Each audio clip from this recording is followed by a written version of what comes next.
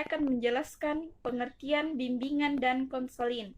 Yang pertama, saya akan menjelaskan dulu apa itu bimbingan. Istilah bimbingan berasal dari kata guidance, yang kata dasarnya guide, yang berarti menunjukkan jalan, memimpin, memberikan petunjuk, mengatur, mengarahkan, dan memberi nasihat. Berdasarkan arti ini, secara etimologis, bimbingan berarti bantuan atau tuntunan, tetapi tidak semua bantuan atau tuntunan yang diberikan seseorang kepada orang lain disebut bimbingan. Jadi, bimbingan merupakan suatu proses yang berkelanjutan. Artinya, aktivitas bimbingan dilaksanakan secara sengaja, berencana, sistematis, dan terarah kepada tujuan tertentu. Yang kedua, makna konseling. Istilah konseling berasal dari bahasa Inggris counseling, dari kata counsel yang berarti nasihat, anjuran, dan pembicaraan. Secara etimologis, konseling berarti pemberian nasihat, anjuran, dan pembicaraan dengan bertukar pikiran.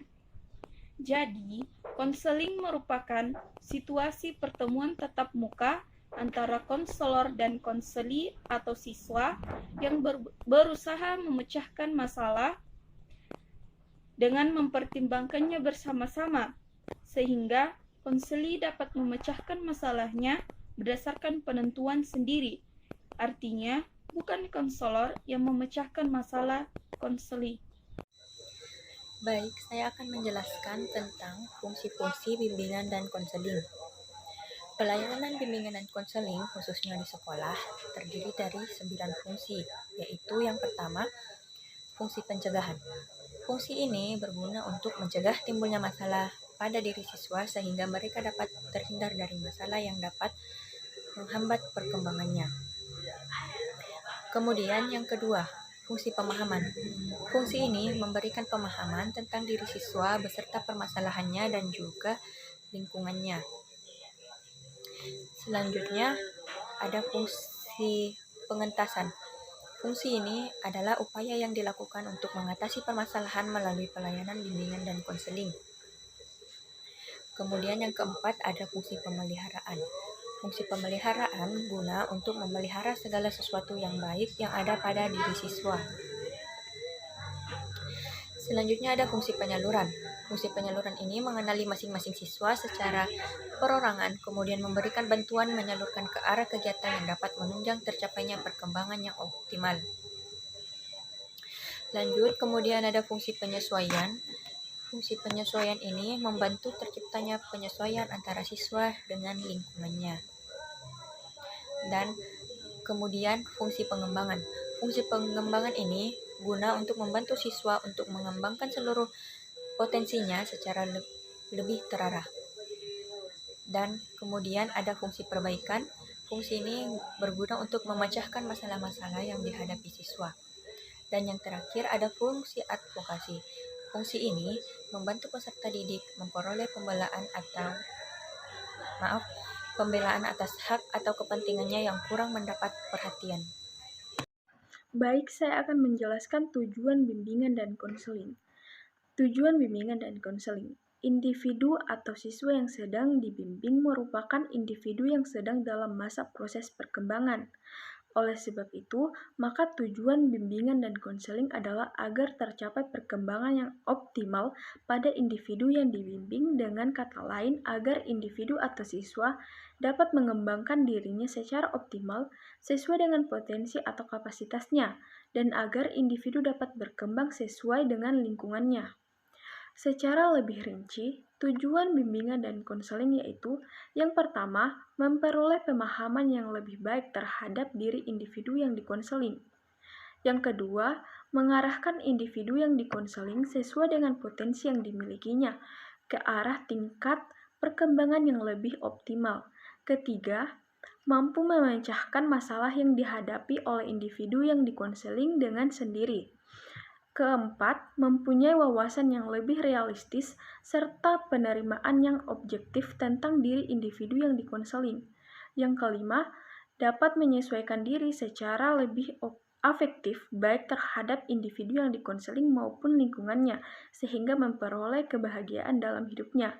Keenam, mencapai taraf aktualisasi diri sesuai dengan potensi individu yang dikonseling. Yang ketujuh, terhindar dari gejala-gejala kecemasan dan perilaku salah suai. Asas-asas bimbingan dan konseling ada dua. Satu, asas-asas bimbingan dan konseling yang berhubungan dengan siswa. A. Tiap-tiap siswa mempunyai kebutuhan. Tiap-tiap siswa sebagai individu mempunyai kebutuhan yang berbeda, baik jasmani atau fisik maupun rohani atau psikis. B. Ada perbedaan di antara siswa atau asas perbedaan siswa. Dalam teori individualitas ditegaskan bahwa tiap-tiap individu berbeda. Demikian halnya, siswa sebagai individu jelas mempunyai perbedaan. C. Tiap-tiap individu atau siswa ingin menjadi dirinya sendiri. Relevan dengan asas perbedaan individu di atas, tiap-tiap individu ingin menjadi dirinya sendiri sesuai dengan ciri-ciri atau karakteristik pribadinya masing-masing. D. Tiap-tiap individu atau siswa mempunyai dorongan untuk menjadi matang. Dalam tiap-tiap tahapan perkembangannya, setiap siswa mempunyai dorongan yang kuat untuk menjadi matang, produktif, dan berdiri sendiri atau mandiri. E. Tiap-tiap siswa mempunyai masalah dan mempunyai dorongan untuk menyelesaikannya. Tidak ada individu atau siswa yang tidak memiliki masalah.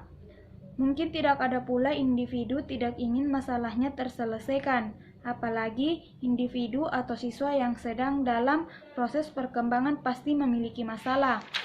2. Ada asas yang berhubungan dengan praktik atau pekerjaan bimbingan. A. Asas kerahasiaan. Ada kalanya pelayanan bimbingan dan konseling berkenaan dengan individu atau siswa yang bermasalah. Masalah biasanya merupakan suatu yang harus dirahasiakan. B. Asas kesukarelaan. Proses bimbingan dan konseling harus berlangsung atas dasar kesukarelaan baik dari pihak pembimbing atau konselor maupun dari pihak klien atau siswa. C. Asas keterbukaan. Dalam proses pembimbingan dan konseling, sangat diperlukan suasana keterbukaan baik dari pihak konselor maupun konseli atau siswa. D. Asas kekinian. Pelayanan bimbingan dan konseling harus berorientasi kepada masalah yang sedang dirasakan klien atau siswa saat ini. E.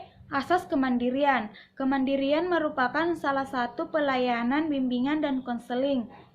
Siswa yang telah dibimbing hendaklah bisa mandiri, tidak tergantung kepada orang lain dan kepada konselor. F. Asas kegiatan.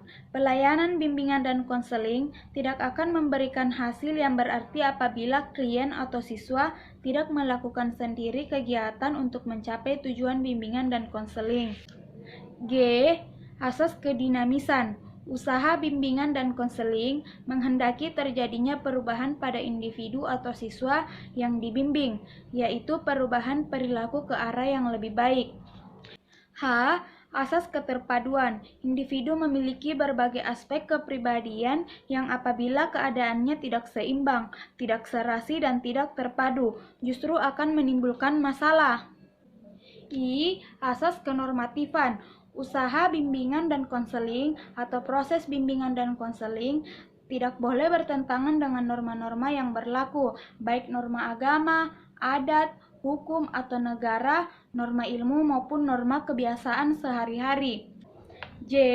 Asas keahlian. Pelayanan bimbingan dan konseling merupakan pekerjaan profesional yang diselenggarakan oleh tenaga-tenaga ahli yang khusus dididik untuk pekerjaan tersebut. K. Asas ahli tangan atau reval. Konselor atau pembimbing sebagai manusia di atas kelebihannya tetap memiliki keterbatasan kemampuan. Tidak semua masalah yang dihadapi klien berada dalam kemampuan konselor atau pembimbing untuk memecahkannya. L. Asas tuturi handayani. Asas ini menunjuk pada suasana umum yang hendak tercipta dalam rangka hubungan keseluruhan antara pembimbing atau konselor dengan yang dibimbing atau siswa. Terima kasih.